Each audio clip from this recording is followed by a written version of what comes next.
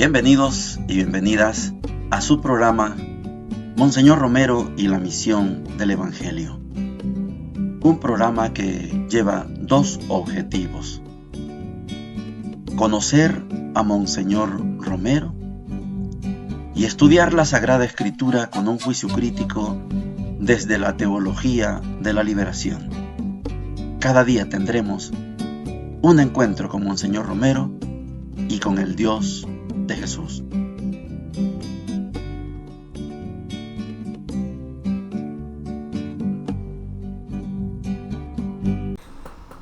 Hola, ¿qué tal? Este es su programa Monseñor Romero y la misión del Evangelio. Las disculpas, ayer no pudimos hacer el programa. Ando acompañando un grupo de amigos turistas y los horarios se nos cruzaron, pero primero Dios, vamos a continuar ya en la normalidad a partir de este momento. El día de hoy vamos a comenzar una nueva homilía de Monseñor Romero. Nos vamos a ir al 17 de septiembre de 1978. Vamos a estudiar a la Iglesia desde dentro como una comunidad profética, como una comunidad de amor. Quiero comentarles que tengo ya la curiosidad de poder pronto leer el libro que acaba de sacar el doctor Álvaro Artiga sobre la verdadera iglesia desde Monseñor Romero. Es un libro que yo estoy seguro que me va a llenar mucho. El libro anterior, La sociedad según el corazón de Dios, esa para mí es la mejor obra que se ha podido escribir sobre Monseñor Romero, porque hay elementos valiosos. Yo se lo he dicho al doctor, es para mí el mejor libro, y el capítulo 4, por supuesto, es lo mejor de ese libro. Tengo la curiosidad porque fíjese que Monseñor Romero hoy nos va a enseñar la iglesia estudiada desde la formación que da Mateo en el capítulo 18. Yo les invito a que estemos atentos, porque paso que dé Monseñor Romero lo vamos a analizar, porque necesitamos aprender de la experiencia de Monseñor Romero para traer a nuestra comunidad, a nuestra realidad, la experiencia que describe Mateo. Oigamos a Monseñor. Han escuchado tres pasajes de la Sagrada Escritura. Uno escrito por un gran experto del conocimiento de la sabiduría de los israelitas. Es el libro del Eclesiástico. Otro brotado de los mismos labios de Cristo, la hermosa parábola del perdón. Y el comentario de San Pablo para la comunidad cristiana. Estamos en el pasaje evangélico en que Cristo nos está ofreciendo los perfiles de la comunidad cristiana. Estamos todavía en el capítulo 18 de San Mateo, y es allí donde uno de los perfiles que caracterizará a los que se congregan como seguidores de Cristo en la iglesia es precisamente el perdón. Pero el perdón no es una debilidad, es fuerte. San Pablo nos presenta otro conflicto en la comunidad, el que él llama entre los fuertes y los débiles, y que en los tiempos modernos se traduce entre progresistas y conservadores. Sobre estos dos conflictos, el perdón y la violencia del odio, el progreso y la tradición, debe reinar una cosa, dice la Biblia hoy: el amor. Titulemos pues nuestro pensamiento esta mañana, como el domingo pasado, la iglesia, comunidad de amor. Y los tres pensamientos serán el problema de la violencia y del perdón. Segundo, el conflicto entre los tradicionalistas y los progresistas. Y tercero, la clave de solución, la trascendencia del amor. Ahí está planteada ya la dinámica que va a presentar Monseñor Romero para hablarnos de la Iglesia Comunidad de Amor.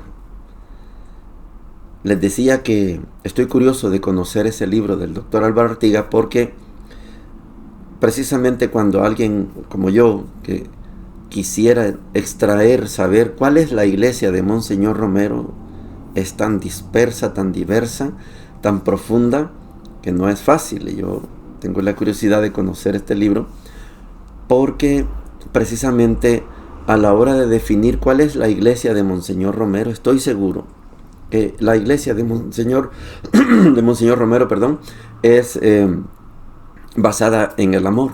Y aquí nos va a exponer precisamente el tema del perdón como base del amor. El perdón puede verse, dice Monseñor, como un signo de debilidad. Pues no es ninguna debilidad. Es un signo de fortaleza. Solo perdona el valiente, la valiente. Hay gente que vive su vida sin perdón, sin perdonar. Ni son capaces de dar perdón, ni son capaces de pedir perdón. Y esto hace difícil la convivencia, hace difícil la vida. Cuando una comunidad tiene la capacidad de perdonar, y esto lo podemos extrapolar a la vida que tenemos usted y yo, cuando se predica, ejemplo, voy a hacer alusión a los hermanos de las iglesias evangélicas, cuando se predica que si usted no acepta a Cristo en su corazón, no se salva, esto es como darle un atributo a Dios, atributo que Él no tiene. ¿Puede Dios no perdonar? No, Dios siempre perdona. Y de ahí la contraposición a esa concepción de Dios es el Dios de la misericordia. Si usted no aceptó a Cristo, se condenó. Eso es una predicación de un atributo extralimitado. Yo no tengo la capacidad de decir qué es lo que Dios hace con una persona que no la aceptó en su corazón. Yo no puedo, no me atrevo, no debemos atrevernos a señalar que si alguien no aceptó a Cristo en su corazón, se condenó. Es que eso es como decir, Dios solamente se lleva con los que lo aceptan. No, si Dios es amor, se lleva incluso con los que no lo aceptaron, incluso con los que lo rechazaron. Pero es una concepción antropomórfica, pero es exageradamente extralimitado. Por eso nosotros en la iglesia creemos en la intercesión. Alguien pudo haber negado a Jesús, como Pedro. Alguien pudo haber traicionado a Jesús, como Judas. Pero la oración de la comunidad tiene un poder de perdón y por lo mismo tiene una capacidad de amor. Una comunidad que perdona es una comunidad que ama. Así se titula la homilía del 17 de septiembre de 1978. La Iglesia, una comunidad de amor. Vamos a estudiar el tema de la violencia y el tema del perdón. Luego, las dificultades que existen entre tradicionalistas y conservadores avanzados, es decir, conflictos. Y lo tercero que me parece genial, porque es una de las palabras muy fuertes que usa Monseñor, es la trascendencia. Están bonitas las luchas por la liberación, pero no tienen trascendencia. Y por eso Monseñor les pone el dedo en la llaga. Metan a su lucha de liberación, le dice a los cuerpos, a las fuerzas populares, a las fuerzas guerrilleras, a las fuerzas de masas, a la organización. Pónganle trascendencia. Porque sin trascendencia, ahí, perdón la redundancia, sin trascendencia son intrascendentes. no tienen fuerza. Pero si a su lucha le ponen trascendencia, entonces estamos hablando el lenguaje cristiano. No le hicieron caso a Monseñor, pero Monseñor encontró la solución. No solo se trata de liberación, se trata de liberación con trascendencia. Y esa trascendencia la da el amor. Vamos a ir escuchando a Monseñor Romero en esta homilía. Sé que vamos a aprender mucho, sobre todo, de cómo Monseñor entiende el marco de Eclesiástico, que es un libro que no tienen las iglesias evangélicas, cómo estudiar también el capítulo 18 de Mateo en el contexto de eso que se llama la formación a la comunidad. El Evangelio de Mateo, lo estamos estudiando los domingos, tiene 5 discursos de Jesús. El primero es el Sermón de la Montaña, capítulos 5, 6 y 7. El segundo es la instrucción a los apóstoles, capítulo 10. El tercer discurso son las parábolas del reino, capítulo 13. El discurso de la comunidad, de la formación en la comunidad, es el capítulo 18. Y por último queda el discurso escatológico, que está 23, 24, 25. Mateo presenta así a Jesús como el nuevo Moisés. En vez de escribir 5 libros, nos regaló 5 discursos. Este es Mateo. Vamos a las lecturas. Ayer nos perdimos el desenlace de la vida de Absalón. Vamos a continuar y hacer referencia a eso que pasó el día de ayer. Estamos en el miércoles de la semana número 4, de la cuarta semana del tiempo ordinario, y leemos el segundo libro de Samuel, capítulo 24, el capítulo 24, versículos 2 y del 9 al 17, dice lo siguiente. En aquellos días, el rey David ordenó a Joab y a los jefes del ejército que estaban con él: vayan a todas las tribus de Israel, desde Dan hasta Beersheba, a hacer el censo de la población, para que yo sepa cuánta gente tengo. Joab entregó al rey los resultados del censo. En Israel había 800,000 hombres aptos para el servicio militar, y en Judá 500,000. Pero después de haber hecho el censo del pueblo, a David le remordió la conciencia y dijo al Señor: he cometido un grave error. Ahora, Señor, perdona la culpa de tu siervo, porque ha hecho una locura. Antes que David se levantara por la mañana, el profeta Gad, vidente de David, recibió la palabra del Señor: vete a decir a David, así dice el Señor, te propongo 3 castigos, elige uno y yo lo ejecutaré. Gad se presentó a David y le notificó: ¿qué castigo escoges? 3 años de hambre en tu territorio, 3 meses huyendo perseguido por tu enemigo, o 3 días de peste en tu territorio. ¿Qué le respondo al Señor que me ha enviado? David contestó: estoy en un gran apuro. Mejor es caer en manos de Dios, que es compasivo, que caer en manos de hombres. Y David escogió la peste. Eran los días de la recolección del trigo. El Señor mandó entonces la peste a Israel desde la mañana hasta el tiempo señalado, y desde Dan hasta Beersheba murieron 70,000 hombres del pueblo. El ángel extendió su mano hacia Jerusalén para asolarla. Entonces David, al ver al ángel que estaba hiriendo a la población, dijo al Señor: soy yo el que ha pecado, soy yo el culpable. ¿Qué han hecho estas ovejas? Carga la mano sobre mí y sobre mi familia. El Señor se arrepintió del castigo y dijo al ángel que estaba asolando a la población: basta, detén tu mano. Palabra de Dios, te alabamos, Señor. Estamos en el tercer rey David. Acuérdense que a David lo hemos dividido en tres secciones. Cuando David es pastor, muchacho. Cuando David es guerrero, segundo. Y cuando David es rey. Y el David rey lo hemos partido en 3 pedazos. El rey buena gente, el rey humilde, el que pone a Dios como rey. Él es el rey, pero dice no, es Dios el rey. Yo solo soy un servidor, ese es el buen rey. El segundo es el rey tirano, el abusivo, déspota, yo les decía que le podemos poner cualquier calificativo, sanguinario también, le cabe. Y ahora estamos en el David compasivo, el último David, ya el que va a entregar su vida.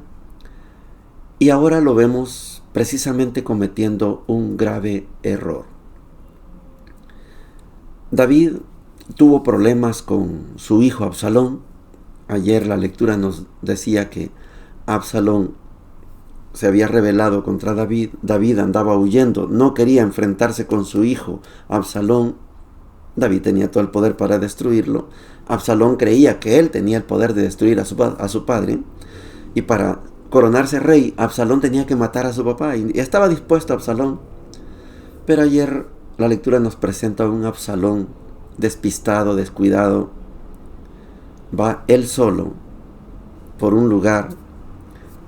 Absalón tiene una gran melena, un pelo muy amplio, grande, y va montado en un mulo. Los reyes tienen que ir montados en un caballo grandote, poderoso, correlón, pero Absalón va montado en un mulo y va sin escolta. Y si está declarando la guerra a su padre, sabe que David es muy fuerte, ¿cómo se le ocurre ir solo y pasar en un lugar con un mulo donde no es pasable?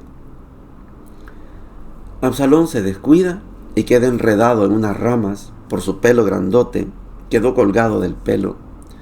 Y Joab le clavó 3 flechas en su corazón. Mató a Absalón. Le dan la noticia a David. La noticia que debió ser de éxito, de alegría, fue dolor y luto para su papá. David no quería que muriera su hijo. Hubiera querido la conversión, que dejara de pelear contra su papá. Pero Absalón no quiso, él quería el poder. Y terminó enredado en unas ramas con 3 flechas en su corazón. David hace luto y el ejército de David comprendió que no podían entrar victoriosos a la ciudad, sino que entraron en silencio, guardando luto igual que David. David ya terminó, ya no tiene oposición, ahora tiene la bonanza, están destruidos ya todos sus enemigos, vecinos, y ahora comete el grave error. Contradice a lo que hemos hablado del primer rey David, cuando es humilde, y aquí faltó a la humildad. Quiere saber cuánta gente tiene, y ese es un delito, porque la gente no es del rey, la gente es de Dios, el pueblo es de Dios, pero David cometió este grave error. Quiero saber cuánta gente tengo, y eso es un atributo solo de Dios. Y viene el vidente. Acuérdense que estamos hablando de profetas de la corte. Antes era Natán, hoy es Gad, vidente, el profeta, pero de la corte. No tenemos profetas externos todavía, ya vendrán más adelante. Ahora tenemos a un vidente y Dios le dice: ve a decirle a David, has cometido un grave error. David lo reconoce. Te propongo 3 castigos. 3 castigos que son terribles, como que no hay opción. 3 años de hambre en tu territorio, 3 meses huyendo, perseguido por tu enemigo, o 3 días de peste. ¿Qué quieres? Qué bonito fuera que Dios nos diera a escoger, ¿verdad? Cuando cometemos un grave error, un pecado. ¿Qué castigo quieres, Mauricio? ¿Quieres qué bonito fuera, pero no es así la realidad. Pero David dice: 3 años de hambre, se me muere el pueblo. 3 meses huyendo de mis enemigos, pero si ya los derroté, ¿van a volver a tomar control los enemigos? O 3 días de peste, y opta por 3 días de peste. El censo le tiró 800,000 más 500,000, una gran cantidad de gente, 1.300.000, una cosa exagerada. Pero le toca elegir la peste, y por la peste mueren 70,000 hombres. Y ahora va el ángel, el dueño de la peste, a asolar Jerusalén. Ven, castígame a mí, yo soy el culpable. Y Dios otra vez le muestra la bondad y la misericordia a David. Detente, le dice al ángel, basta, la peste no llegó a Jerusalén. Esta figura de el rey David, pecador, pero arrepentido, es una figura apta para recomendársela a cualquier rey, a cualquier presidente, a cualquier jefe. Todos cometemos pecados, todos cometemos errores, pero necesitamos el arrepentimiento, reconocer que nos hemos equivocado y arrepentirnos para recuperar el camino hacia Dios. Hay muchos gobernantes que no tienen en cuenta esta práctica, ni recapacitan, ni reconocen, ni se arrepienten. Les he dicho, a la expectativa de lo que pasa en Venezuela. Ayer ya se montó de nuevo la embajada de Estados Unidos en Venezuela.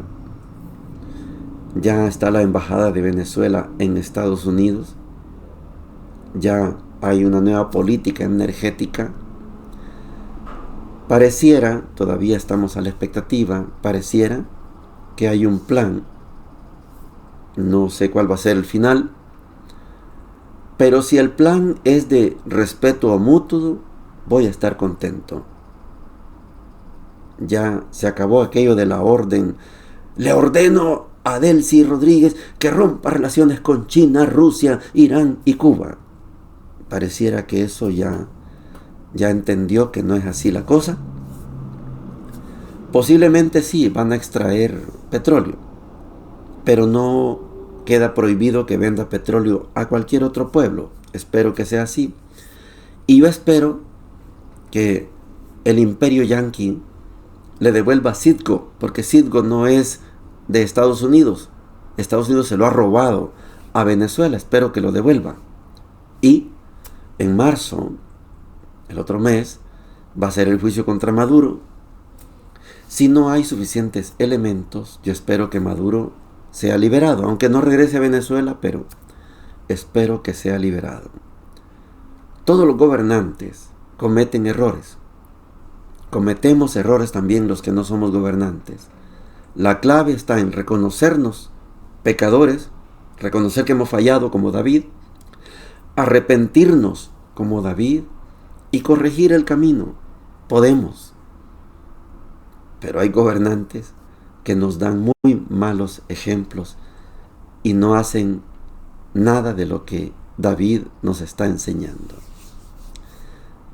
Marcos capítulo 6, versículos del 1 al 6, dice lo siguiente. Jesús salió de ahí y se dirigió a su pueblo, seguido de sus discípulos. Cuando llegó el sábado, comenzó a enseñar en la sinagoga, y la multitud que lo escuchaba estaba asombrada y decía: ¿de dónde saca todo esto? ¿Qué sabiduría es esa que le ha sido dada y esos grandes milagros que se realizan por sus manos? ¿No es acaso el carpintero el hijo de María, hermano de Santiago, de José, de Judas y de Simón? ¿Y sus hermanas no viven aquí entre nosotros? y Jesús era para ellos un motivo de escándalo. Por eso les dijo: un profeta es despreciado solamente en su pueblo, en su familia y en su casa. Y no pudo hacer allí ningún milagro fuera de curar a unos pocos enfermos imponiéndoles las manos, y él se asombraba de su falta de fe. Jesús recorría las poblaciones de los alrededores enseñando a la gente. Palabra del Señor, gloria y honor a ti, Señor Jesús. Ayer nos perdimos la curación de 2 personas, 2 muchachas, 2 mujeres. Una, 12 años, hemorroísa, 12 años con flujo de sangre imparable, había gastado su fortuna, etc. Y otra, la niña, hija de Jairo, que apenas había cumplido 12 años. Nos perdimos esa reflexión, pero la vamos a retomar seguramente en otro momento, en otro evangelio. Quiero meterme en el contexto del Evangelio de Marcos. Lo veo necesario y no pretendo agotar el contenido de esta perícopa, de este pasaje que nos narra Marcos capítulo 6 del 1 al 6, porque hay mucha profundidad y por lo menos debo reconocer que es inagotable. Comencemos con Jesús se dirigió a su pueblo. Marcos no menciona cuál es el pueblo de Jesús. Recuerda que Marcos presenta a Jesús como un tal Jesús. No se mete si nació de una virgen, eso no es tema de Marcos. Apareció en el desierto un tal Jesús, y de ahí ha quedado ese título de un tal Jesús. A saber quién es ese tal Jesús. Cuando usted conoce a una persona y dice quién es, un tal Mauricio, o sea, a saber de dónde es, quién es su papá, quién es su mamá, eso no importa, es un tal Mauricio, es un tal Jesús. Y como es un tal Jesús, un hombre cualquiera, Marcos no puede decir Jesús de Nazaret, eso no existe en Marcos. Es un tal Jesús, solo un tal Jesús. Entonces, presenta hoy en el capítulo 6 a Jesús yendo a su pueblo, a saber cuál pueblo. No importa, para Marcos esto no es importante. Marcos está escrito para paganos que se están haciendo cristianos. Marcos quiere que usted y yo nos enamoremos no del lugar, no de la profesión, quiere que nos enamoremos de Jesús, el Hijo de Dios. ¿Dónde nació? A saber, Belén, no, Nazaret, a saber. Fue a su pueblo. Usted y yo sabemos que es Nazaret, donde se había criado. Belén, donde nació porque allí había que ir a censarse. Pero fue a su pueblo. Esto es importante saber, que Marcos no se mete en el nombre del pueblo. Llegó y era sábado y se pone a enseñar en una sinagoga. Si Jesús enseña en una sinagoga, Jesús ya es maestro, no es cualquier cosa. Apareció como un tal Jesús, y ahora que va a su pueblo, a saber cuál es el pueblo, entra a una sinagoga y se pone a enseñar. Ya es otro nivel el de Jesús. Ya no es aquel que apareció y los endemoniados, y Jesús los curaba. Curó a la suegra de Pedro. No, este es otro. Este ya es el maestro. Entró a la sinagoga y comenzó a enseñar. Y la multitud se hace una pregunta. ¿De dónde saca todo esto? ¿Qué sabiduría es esa? ¿Quién se la ha dado? ¿No es acaso el carpintero, el hijo de María? ¿Y no es el hermano de Santiago, de José, de Judas y de Simón? ¿Y sus hermanas no viven aquí entre nosotros? y Jesús era para ellos un escándalo. Cuando usted ya ha caminado buen recorrido en su tiempo y se da cuenta de que es posible, por esto que está describiendo Marcos, es posible que Jesús haya tenido más hermanos, es posible. Ni usted ni yo tenemos herramientas para saber si sí, para saber si no. Entonces yo a esto no le hago caso.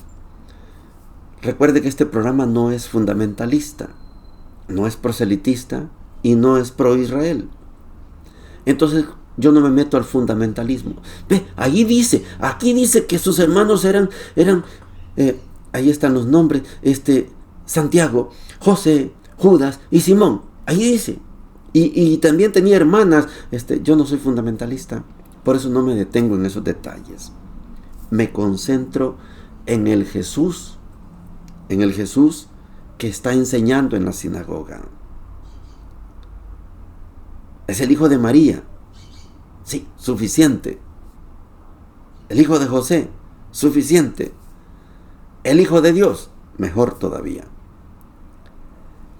Jesús se da cuenta que está en su pueblo y da la sentencia.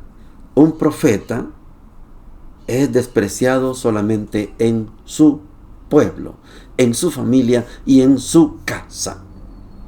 Esto no creas que cualquier cosa. Marcos lo pone con una gran intención. Apareció un tal Jesús. De repente empieza a llamar a un grupo. Llamó primero a 4, después se unió Mateo o Leví y armó un equipo de 12. Algo quiere hacer este tal Jesús. A partir de el capítulo 5, Jesús empieza a instruye a cielo abierto y ahora está instruyendo dentro de la sinagoga.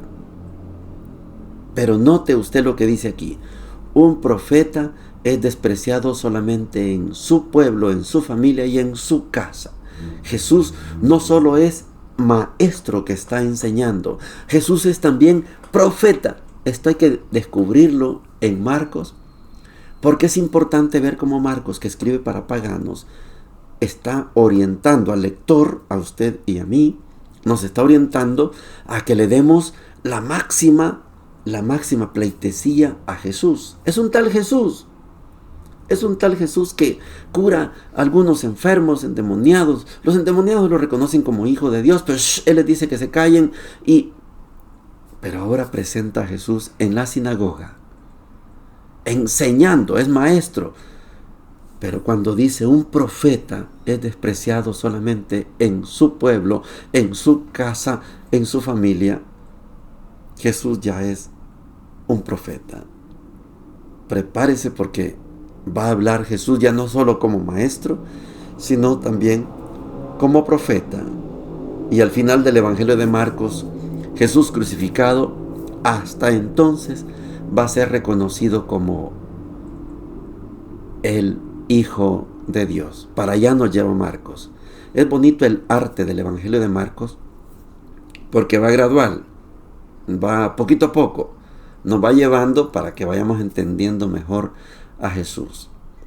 No pudo hacer ahí ningún milagro porque ya no es el que cura, ahora es el que enseña y ahora es el profeta. Ya no hay necesidad de milagros. Jesús recorría las poblaciones de los alrededores enseñando a la gente. Ya no es solamente un tal Jesús, ahora es un maestro, ahora es un profeta. Ya vendrá el momento en que Pedro lo va a reconocer. Tú eres, sí, el Mesías. Eso todavía falta, pero Marcos nos lleva para allá. Las disculpas, ayer no pude estar, pero creo que es bonito que recuperemos el hilo, que le pongamos la atención a estos procesos. Yo encantado de estar con ustedes y sé que muchos me lo comentan y estoy agradecido. Me comentan que van aprendiendo y estoy contento que aprendan, porque yo también aprendo todos los días. Marcos tiene mucho que enseñarnos y le vamos a sacar el jugo todos los días. Hoy nos vamos a interrumpir ya el 18. Vamos a interrumpir porque viene la Cuaresma, pero vamos a terminar de estudiar primero Dios el Evangelio de Marcos. Bendiciones para todos y para todas. Hemos presentado Monseñor Romero y la misión del Evangelio. Hasta la próxima.